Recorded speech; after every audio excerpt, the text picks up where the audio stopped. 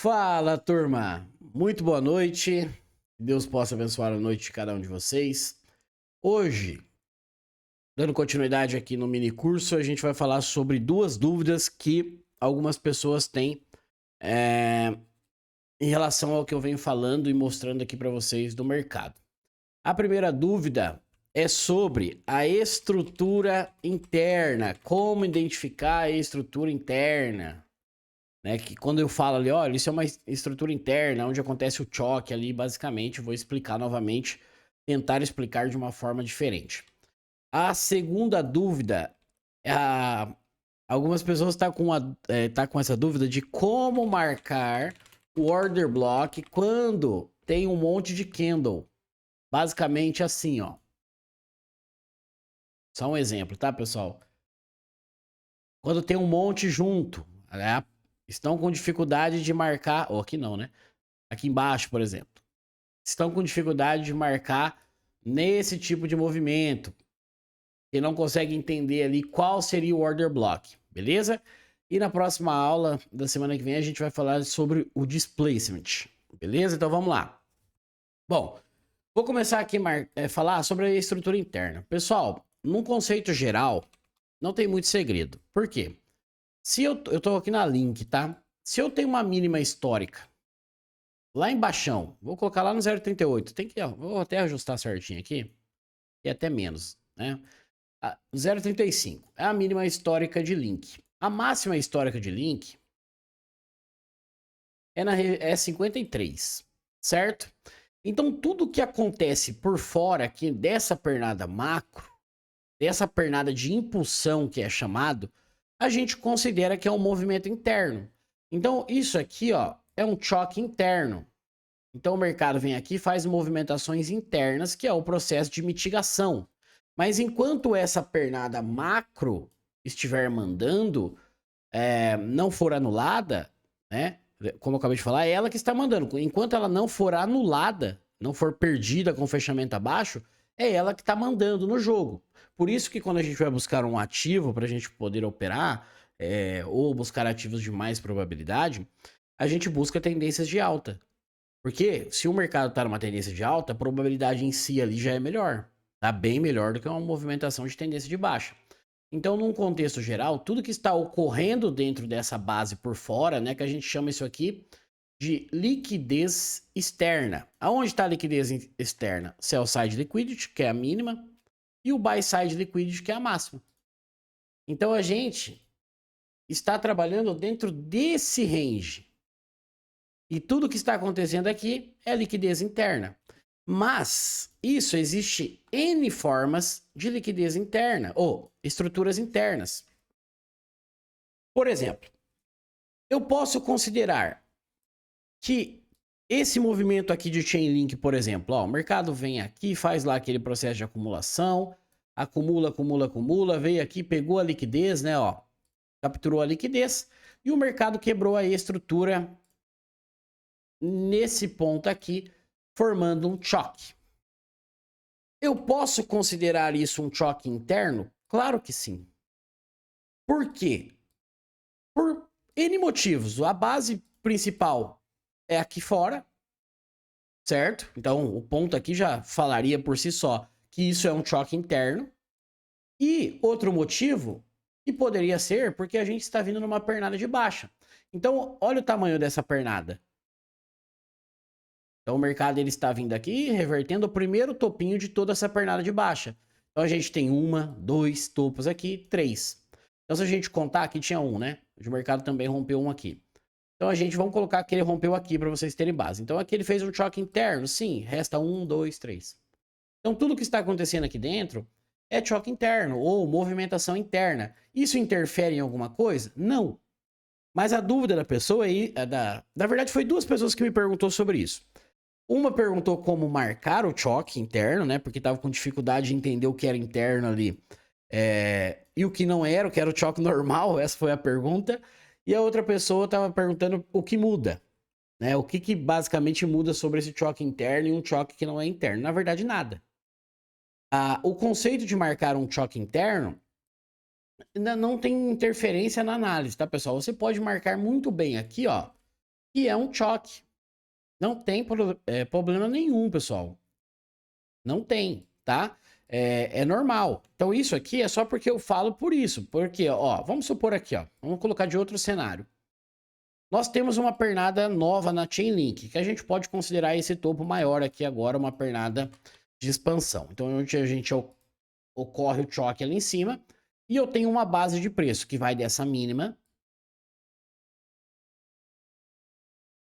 até essa máxima, né? Então, vou marcar ali, ó, até essa máxima. Isso é chamado de uma pernada de impulsão, certo? Toda vez que o mercado quebra a estrutura, já falei para vocês que a gente tem a expectativa do mercado engatar o seu processo de mitigação, que é um processo totalmente normal. Então, se eu tenho essa pernada de impulsão, onde o mercado houve a captura de liquidez e ele quebrou esse topo importante aqui, tudo que está ocorrendo dentro dessa pernada de impulsão, por exemplo, nesse choque, é um choque interno. Isso eu considero um choque interno. Entenderam? Mas não tem preocupação nenhuma de você marcar apenas como choque. Não tem diferença nenhuma. Você pode marcar como choque. Quando que vai mudar alguma coisa que nem eu chamo ele de choque interno? Ele é um choque interno. Para mim, o que mudaria aqui é se esse cara sai daqui, ele faz isso aqui, ele anula esse movimento. O que aconteceria? Vamos supor que ele vem aqui embaixo e ele faz esse movimento aqui, ó. Então aí ele formou um choque de toda a movimentação. Então, só para que vocês possam entender por que eu marco. Porque enquanto essa pernada estiver mandando, o que ocorre dentro dela, até o processo de mitigação, eu marco ali como choque interno. Para operações no mercado de futuros ou para possíveis realizações e por aí vai. Mas eu só vou desconsiderar a pernada quando for anulado lá embaixo, tá? Então essa dúvida, pessoal, não tem... como que eu posso dizer para vocês? Não tem diferença nenhuma entre o choque normal, só o change of character, né? Ou o choque interno. É a mesma coisa, tá? É só um modo de falar, então isso não interfere em nada e não se preocupe com isso, beleza? Bom, relação aos order blocks que estão com algumas dúvidas de marcação quando ocorre movimentações desse tipo aqui. O primeiro ponto é baseado, pessoal, é sempre que vocês, igual eu falei nesses vídeos que aconteceram há um tempo atrás aqui, que o foco de vocês tem que ser baseado na estrutura. Sem a estrutura do mercado, vocês não têm Fair Value Gap importante, vocês não têm Order Block importante, vocês não têm Breaker Block importante, vocês não têm basicamente nada. Então o que manda é a estrutura do mercado. E não os pontos de apoio aqui, que vai se tornar uma apoio futuramente, caso a estrutura do mercado se confirme, tá? Então, como que a gente vai identificar, independente se tem um monte de candle ou se é um candle mais fácil, igual esse cara aqui, por exemplo. Aqui tá bem simples, último candle do movimento. Mas o que me dá a entender aqui? O que eu preciso entender? Que isso aqui é um topo, o mercado quebrou a estrutura. Então aqui, mesma coisa aqui, ó, o mercado foi lá, pegou toda a liquidez nesse ponto, fez um pivô de alta e quebrou a estrutura. Então eu tenho order block e order block. Vamos marcar novamente para vocês entenderem. O último candle do movimento. Deixa eu pintar ele aqui. E a inibição do movimento. Qual é o order block da inibição de movimento aqui? Aqui já tem um monte de candle. A gente tem esse e esse. A gente tem 1, 2, 3, 4, 5. Qual desses 5 é o order block? Não importa quantos candles tem, pessoal. O que tiver a mínima mais baixa da inibição, lembre-se do desenho do pivô de alta. Faz a pernada de impulsão, pullback, que vocês conhecem, e o mercado vai quebrar a estrutura. Primeiro ponto, o ponto mais importante é a estrutura, porque só vai formar ali o order block se quebrar a estrutura. Então, se o mercado tem o order block onde começou a movimentação e a inibição do movimento, que é o pullback, o candle que tiver a mínima aqui mais baixa, ele é o order block. Não interfere em nada, tá? No próximo vídeo da semana que vem, nós vamos falar sobre esse carinha aqui, ó. Ele também é um order block? Sim. Isso aqui é chamado de displacement. E aí, na próxima semana, a gente vai falar dele, tá? Mas não interfere em nada, pessoal. Quantos candles tem aqui? Se tem 15, 30, não interfere, tá? O que interfere para vocês é a mesma coisa aqui, ó. Vamos lá. A Link estava subindo aqui, fez uma armadilha no topo, o mercado veio aqui e quebrou a estrutura. É isso aqui. Aí importa pra gente. O mercado quebrou a estrutura nesse ponto aqui, ó. Formando um choque. Vamos lá, o choque interno aqui dentro desse movimento. Que foi o que eu expliquei ali. Certo? Choque interno. E agora? Vamos marcar aqui o pivô de baixa. Cadê o pivô de baixa? Ó, tem um aqui, né? Aí eu posso marcar um grandão aqui, ó? Posso. Claro que eu posso. Então, o desenho do pivô de alta tem que fixar na cabeça de você, ou pivô de baixo aqui nesse caso, tem que fixar na cabeça de vocês, tá? Então, quando a gente olha a estrutura quebrada desse jeito aqui, automaticamente o meu olho tem que bater lá no último candle primeiro. Qual é aqui? Ó? A gente também tem bastante. 1, 2, 3, 4, 5, 6, 7, 8, 9. Qual é? Aqui já vou dizer para vocês que tem 2. Então para um pouquinho aí que para ver se vocês conseguem acertar. Aqui já tem 2 order blocks. O primeiro, pessoal, independente de qual o tamanho, de qual jeito que ele é, não importa. É o que vai ter a máxima mais alta, que no caso é esse candle vendedor nesse momento. E não esse candle comprador. Se ele tivesse a máxima mais alta aqui, ele seria o order block, então não interfere em nada. Tá? Aqui é o oposto daquele da compra, porque lá precisava ter a mínima mais baixa. Aqui é a máxima mais alta. Lembrando, depois da quebra de estrutura. Qual é o outro order block que eu falei aqui que tem aqui no meio? Cadê? E aqui a gente vai falar de outra coisinha.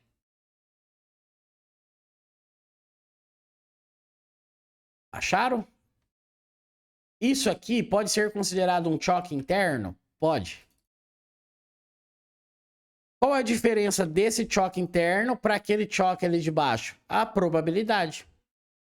Por quê? Porque eu posso lá... Isso aqui é no mercado de futuros, mas só para que vocês possam entender. Porque basicamente a gente não vai operar semanal no gráfico no mercado de futuros, né, pessoal? Mas é só para vocês entenderem o que eu quero explicar aqui, tá? Quando o mercado faz esse tipo de movimento aqui, a gente tem uma base de preço que toda a liquidez a gente está dentro dessa zona maior aqui. Né? Então a gente tem aqui ó, uma zona forte de liquidez, que é basicamente um suporte. Quando o mercado não captura essa liquidez, nesse caso aqui ele capturou, mas eu vou explicar mesmo assim para vocês entenderem. E ele acaba não capturando, ele cria um choque parecido com isso aqui. E ele deixa um fundo duplo. Tá? Então isso aqui é considerado um choque interno. E quando o mercado faz esse movimento, a gente vende. Para buscar justamente a liquidez que ele deixou aqui nesses dois fundos. Tá? Então, isso também é considerado um choque interno. Mas a mesma coisa, poderia marcar ele como choque? Poderia. Não muda nada. E a questão da probabilidade é o seguinte, por quê? Se o mercado não quebrou a base aqui de baixo, ele poderia sim violar isso aqui para cima novamente. Então eu basicamente, só para vocês entenderem, eu estou antecipando uma possível movimentação de rompimento de fundo ali naquele caso. Tá? Isso no mercado de futuros. No mercado de spot, basicamente, a gente não usa isso. Beleza? Bom, aonde está meu outro order block aqui? Justamente nesse cara. E a gente... Opa, marquei errado aqui, mas é aqui em cima. Ó, onde fez o choque aqui em cima. Então esse cara aqui, ó, também é um order block, tá? Eu tô no candle semanal, então ele também é o mais alto, ele é a inibição do movimento, ó. Se a gente considerar isso aqui um pivô, ó, quebra de estrutura. Então ele sim também é um order block e depois o mercado até segurou nele, né? Olha lá, o mercado veio e segurou nele e acabou caindo dentro desse movimento. Aqui, como eu citei, poderia ter vendido isso aqui no mercado de futuros? Poderia, mas era uma venda bem arriscada, tá, pessoal? Porque o mercado, de fato, não quebrou a estrutura totalmente. Então, poderia ser uma armadilha também, porque ele capturou a liquidez da compra nesse ponto aqui, nesse detalhe. Então, ele poderia, sim, muito bem sair daqui e fazer isso aqui. Então, era uma venda que, agora olhando, o mercado veio para baixo e é maravilhoso, né? Falar, olha, era uma venda e foi. Mas a probabilidade aqui de ser uma boa venda não estava a favor dessa venda, tá? Porque ele também capturou a liquidez de baixo, né? E ele acabou não quebrando a estrutura. Então poderia sim ser uma armadilha do mercado. Apesar de estar num ponto forte, poderia ser uma armadilha, beleza? Bom, deu para entender esse ponto, pessoal? Vamos ver se a gente acha algumas situações sobre order blocks aqui para vocês entenderem. Aqui, ó, vamos lá. Aqui tá um pouquinho diferente os order blocks. A gente tem aqui uma movimentação, certo? Então, de alta. Vamos considerar que o mercado fez esse movimento aqui e quebrou a estrutura. Ele não fez. Mas vamos considerar que ocorreu isso aqui, formando um choque nesse movimento. Qual seria o meu order block aqui? Seria o primeiro candle, o segundo, o terceiro ou o quarto? O primeiro candle. Não me importa o tamanho dele. Ele foi a máxima lá após a quebra de estrutura aqui embaixo. Foi ele que acabou com o movimento e foi a partir dele que o movimento mudou a característica. É isso que importa pra gente, tá? E aí entra uma questão que a gente já falou aqui, que é a validação do movimento. Por quê? Eu posso parar o mercado aqui agora e eu posso pegar uns 450 order blocks aqui. Posso? Quer ver só? Ó, a gente tem um movimento aqui de quebra de estrutura. Esse cara é um order block, ó, um pivô de alta. Aí a gente tem uma captura de liquidez aqui, outra quebra de estrutura aqui em cima, é um order block. A gente tem esse cara como order block. Tô considerando as quebras de estrutura de cima já, tá, pessoal? Aqui, olhando meio rápido, só para vocês entenderem a quantidade de order block que tem durante o caminho. Esse cara é um order block. Esse cara grandão aqui dentro de um order block também é um order block. Então tem diversos pelo caminho. Por quê? Porque o mercado ele se movimenta através de zigue-zague. No pivô de alta e o pivô de baixa. Certo? Agora, qual é a diferença? A diferença é saber qual que é forte. Quais são validados, pessoal? Quais são validados? Aqui no caso da Chainlink.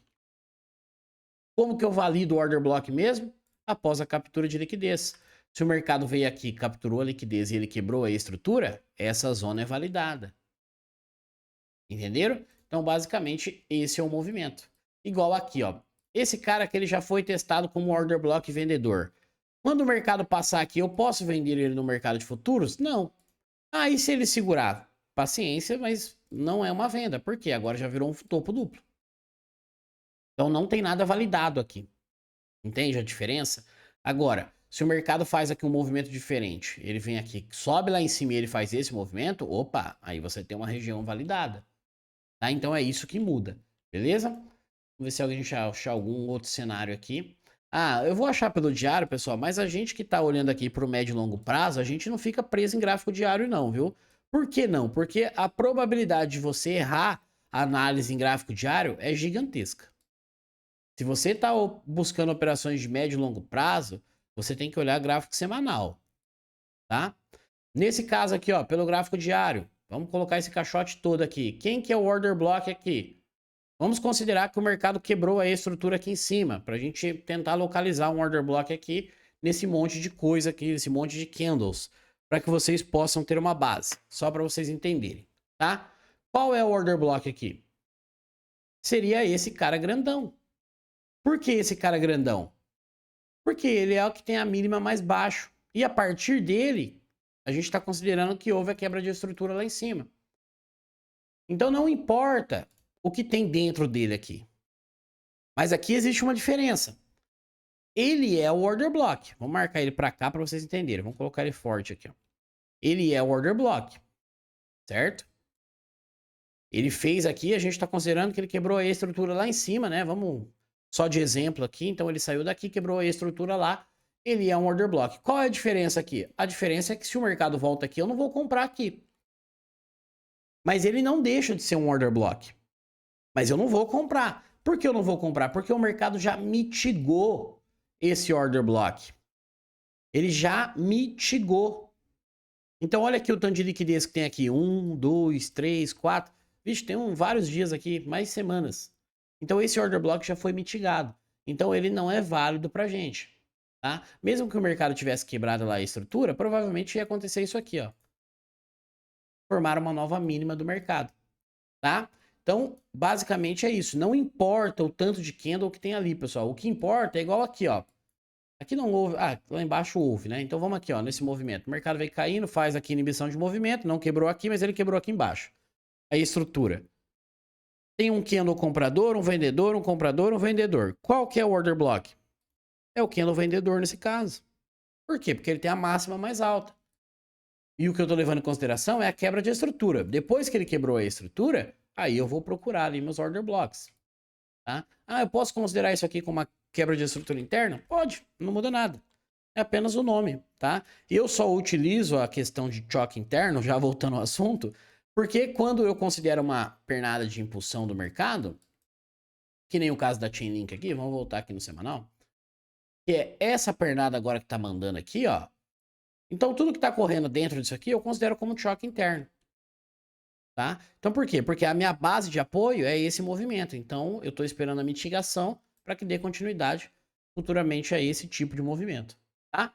Espero que eu consegui, né? Não sei se é assim que eu uso a palavra, mas eu espero que eu tenha conseguido esclarecer a dúvida de vocês. E se alguém mais estava com dúvidas sobre isso, tentei explicar de uma forma diferente, tá, pessoal? Toda vez eu tento aqui trazer algo quando for uma explicação, explicar de um modo diferente do que eu já falei aqui para vocês, para que talvez entre na cabeça de vocês de um modo mais fácil, porque uma coisa que eu falo pode ser mais fácil para um e para outro não. E a coisa que eu falo que pode ser um pouco mais complicada até de falar, a pessoa pode entender de uma maneira mais fácil, tá? Lembrando, pessoal, as dúvidas que vocês tiverem, todos aqui do canal, vocês podem mandar para mim no Telegram.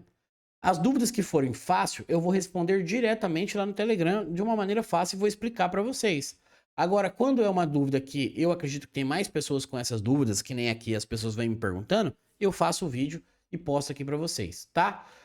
A intenção desse mini curso também é que vocês entendam completamente as movimentações do mercado, tenham a leitura do mercado, tá? Então, basicamente é isso. Uma ótima semana a todos vocês, que Deus abençoe, até mais, fui!